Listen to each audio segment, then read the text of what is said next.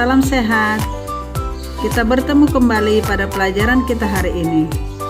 Materi pelajaran kita hari ini adalah perubahan akibat interaksi antar ruang.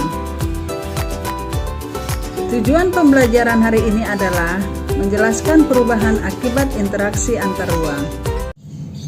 Interaksi antar ruang dapat terjadi dalam berbagai bentuk seperti pergerakan orang, barang, gagasan, dan informasi.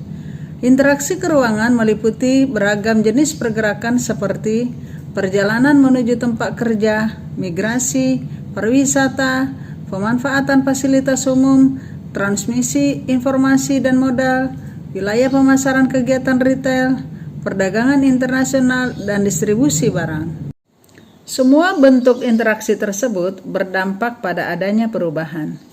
Jika banyak orang dengan berbagai kepentingannya selalu datang pada suatu tempat, maka tempat yang dituju akan berkembang menjadi pusat kegiatan manusia atau sering disebut kota.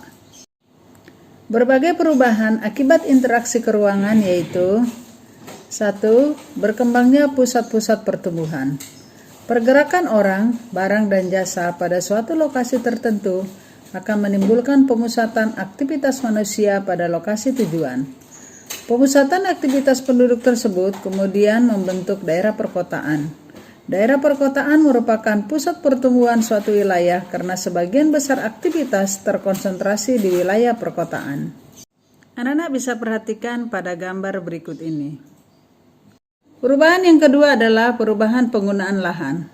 Aktivitas penduduk yang terus meningkat pada akhirnya akan memerlukan lahan untuk menampung aktivitas tersebut. Semakin banyak penduduk yang datang pada suatu kota akan disertai dengan kebutuhan tempat tinggal.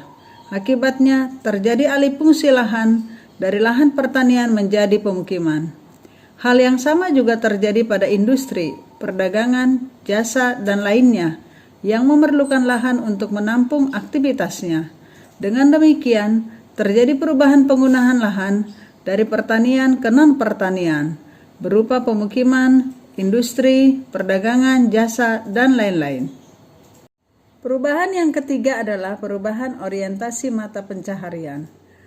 Interaksi spasial umumnya terjadi karena adanya kepentingan ekonomi, khususnya berkaitan dengan pekerjaan. Daerah yang menjadi tujuan pergerakan penduduk akan dihuni oleh mereka yang memiliki pekerjaan yang beragam.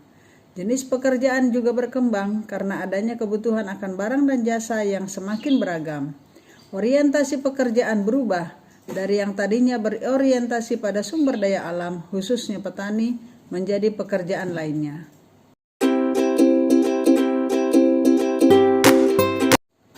Perubahan yang keempat adalah berkembangnya sarana dan prasarana.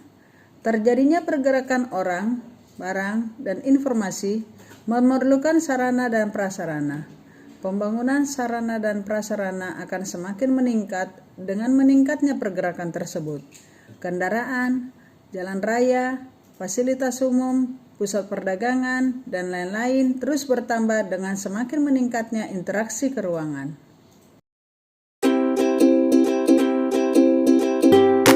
Perubahan yang kelima adalah adanya perubahan sosial dan budaya. Adanya pergerakan penduduk dari satu tempat ke tempat lainnya akan disertai dengan interaksi sosial. Terjadinya interaksi antar anggota masyarakat tersebut akan disertai pula dengan saling pengaruh, terkait dengan norma dan nilai yang dianut oleh masing-masing individu atau kelompok masyarakat. Perubahan sosial dan budaya pada saat ini tidak lagi hanya karena adanya pergerakan penduduk, tetapi juga karena adanya aliran informasi dari suatu daerah dengan daerah lainnya, bahkan antar negara atau benua yang jaraknya sangat jauh sekali. Contohnya, gaya busana aktor atau aktris di Amerika kemudian ditiru oleh penduduk Indonesia.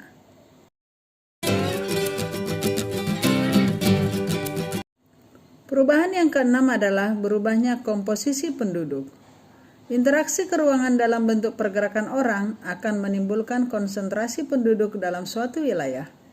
Penduduk tersebut memiliki latar belakang yang berbeda-beda, misalnya agama, status sosial, usia, jenis kelamin, mata pencarian, etnik, atau suku bangsa, dan lain-lain.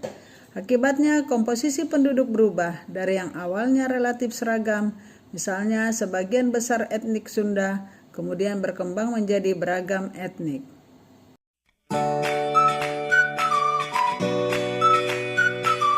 Demikianlah pelajaran kita pada hari ini mengenai perubahan akibat interaksi antar ruang.